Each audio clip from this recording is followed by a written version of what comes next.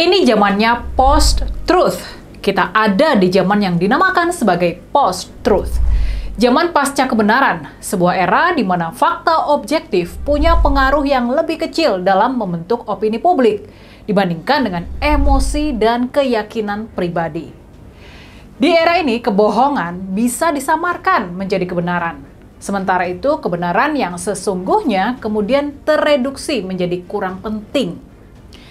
Itulah tampaknya yang sekarang terjadi menyangkut soal isu ijazah dari Pak Jokowi yang sampai sekarang jadi berlarut-larut dan lebih banyak unsur dramanya, lebih banyak unsur emosinya dibandingkan usaha pencarian kebenarannya.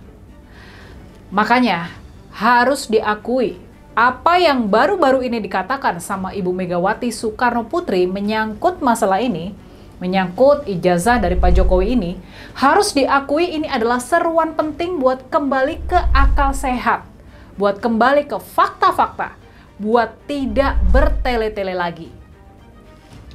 Apa susahnya ijazah dari Pak Jokowi ditunjukkan kepada media untuk bisa diketahui oleh publik?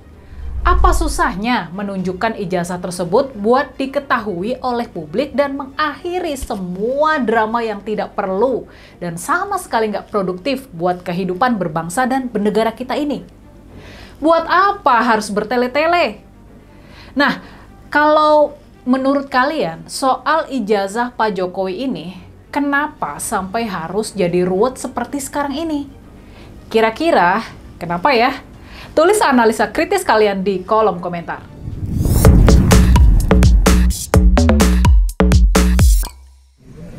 Orang banyak tuh sekarang gonjang-ganjing urusan ijazah dan narkoba. Ya kok susah aja. Kalau ada ijazah itu masih ada ini ijazah saya. Itu. Nah, dengan demikian. Ini kan saya ngurusin orang. Sepertinya, walaupun kebenaran pada akhirnya bakal terungkap, kebenaran nggak bisa ditutup-tutupi. Kebenaran bakal menemukan jalannya sendiri buat terungkap. Sepertinya sesuatu yang mestinya sudah jelas, sekarang ini sengaja dibuat berlarut-larut, buat mengoyak-ngoyak emosi dan rasa penasaran dari para penonton. Padahal, rasa-rasanya sih, kita sebetulnya sudah tahu akhir dari melodrama ini. Kita tahu Pak Jokowi memang pernah kuliah di jurusan Kehutanan UGM dan lulus sebagai insinyur kehutanan. Ini bukan fakta baru, ini bukan cerita baru. Ini fakta dan realitas yang sudah kita tahu dan terima sejak lama. Saksi-saksi soal latar belakang pendidikan Pak Jokowi ini masih ada dan sudah pernah bercerita. Mereka sudah pernah bersaksi.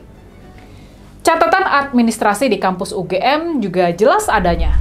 Ada data Pak Jokowi sebagai mahasiswa dan lulusan mereka. Jadi, untuk apa bertele-tele? Dan untuk apa juga Pak Jokowi sekarang malah ikut-ikutan bertele-tele? Untuk apa menjadikan semua ini jadi cerita yang semakin dramatis dan malah mengancam banyak orang bakal masuk penjara? Tentu kalian tahu, kalian pasti paham benar. Kanal 2045 TV ini bukan pendukung Pak Jokowi.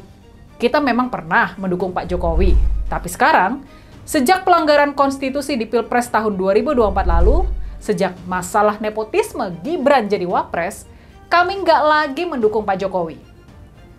Kami pernah satu visi dengan Pak Jokowi buat membawa Indonesia jadi negara maju. Jadi negara yang adil dan makmur. Kami pernah percaya Pak Jokowi bisa meletakkan pondasi yang kuat sehingga bangsa kita bisa melompat tinggi jadi sebuah negara maju. Tapi Pak Jokowi ternyata berbelok arah dan mengkhianati cita-cita luhur dari para pendiri bangsa kita.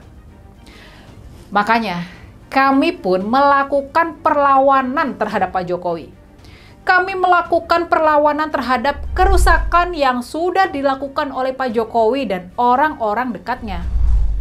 Tapi sudah pasti kita nggak perlu jadi pendendam. Kita bisa tetap objektif, kita bisa tetap berpikir logis, kita bisa tetap waras.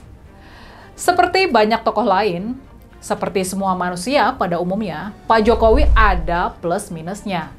Ada pembangunan yang berhasil dilakukannya. Tapi, di sisi lain, ada juga kerusakan sistemik dan parah yang sudah diwariskannya. Sebagai orang waras, sudah sewajarnya kita bersikap objektif soal Pak Jokowi. Kita bukan fans klub Pak Jokowi. Kita juga bukan haters Pak Jokowi. Kami memilih bersikap objektif. Makanya dalam soal latar pendidikannya, dalam soal latar belakang pendidikan Pak Jokowi, harus diakui, fakta-faktanya memang sudah jelas sejak lama. Kita sebetulnya nggak perlu mempermasalahkan ini lagi.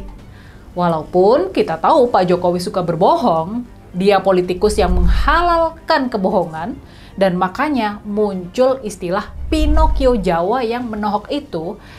Tapi itu bukan berarti bahwa seluruh kehidupan Pak Jokowi adalah kebohongan belaka. Ada fakta-fakta dan realitas yang sudah kita ketahui soal Pak Jokowi sejak lama.